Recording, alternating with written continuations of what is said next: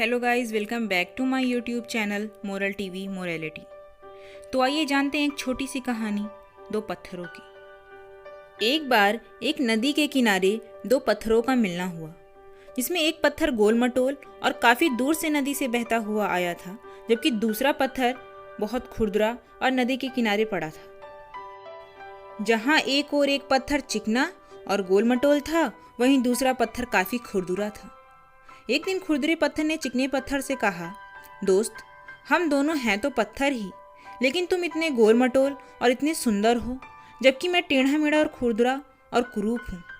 तुम्हारी सुंदरता का राज क्या है?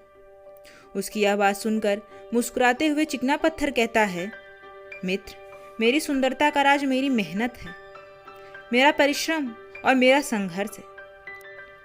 यह सुनकर खुरदरा पत्थर बोला, दोस्त, तुम्हारी यह बातें मेरी समझ में नहीं आ रही हैं।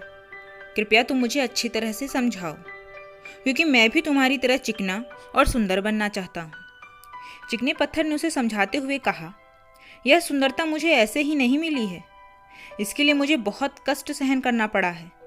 मैं नदी के साथ बहता हूँ, उसकी लहरों की थपेड़ों को सहता हूँ, ऊंची चोटी से नीचे गिरता हूँ, न जाने कितनी चोटें और दर्द सहन किया है, तब जाकर मुझे यह रूप प्राप्त हुआ है। अगर तुम्हें भी मेरी तरह सुंदर बनना है तो निरंतर संघर्ष करते हुए नदी के बहाव के साथ बहना पड़ेगा, नदी की लहरों की थपेड़ों को सहन करना पड़ेगा, जमीन से घिसना पड़ेगा, पत्थरों से रगड़ना पड़ेगा, ठोकरें खानी पड़ेंगी, तब जाके तुम्हें मेरे जैसा यह रूप प्राप्त होगा।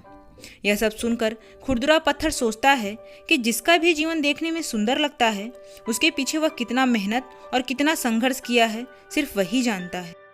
मित्रों, इस कहानी से हमें यही सीखना चाहिए कि हमें अच्छा जीवन पाने के लिए, स्वर्णिम लक्ष्य को पाने के लिए संघर्ष करना ही पड़ेगा।